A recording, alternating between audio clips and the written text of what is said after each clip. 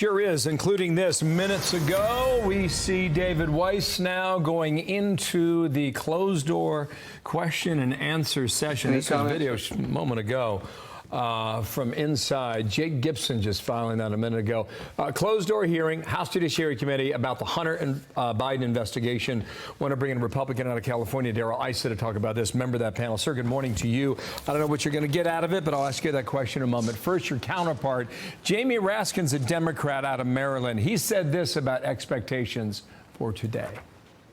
I expect we'll learn what we've learned from pretty much every other interview, which is that there's been no political influence or leverage used in this process, and there's no crime. Well, how do you see it, sir? What do you think you'll peel back today, if anything? Well, we'll get answer to a question, we hope, which is why would a skilled and almost 40-year prosecuting attorney give a blanket all known and unknown crimes to Hunter Biden in return for a misdemeanor when in fact felonies had been allowed to lapse. These questions and more go to the very question not of specifically was there coordination. We expect him to deny most of the coordination. He'll talk about consultation, but he'll say no, it was my decision. We want to know why and how you could make that kind of a boneheaded decision. If you get a felony or you slightly reduce, that happens. But the idea that you give somebody a free pass for crime after crime that are felonies makes no sense. And we want answers, and we deserve answers, because you're dealing now with the Hunter crime family, James, Hunter, and some other Bidens, all of whom seem to lead to a president who is now refusing to answer the simple question, will you show us how your brother gave you $200,000 and we don't see any record of your ever loaning it to him? The president has clammed up and refused. That tells us a lot about how important today is. Does David Weiss ever testify publicly so we can watch it, make up our own minds? Absolutely. One of the challenges we have, because he is still in his position, is that the Justice Department will push back very, very hard on any sort of a public state testimony. And we want to be understanding of that. He's coming in because we insisted on him coming in because we have a need to know as part of our investigation. Okay. But I would fully expect we'll see him again. All right, another topic here is called the Election Integrity Project, known as the EIP. Takes a little bit of an explanation here, created by the government in the summer of 2020.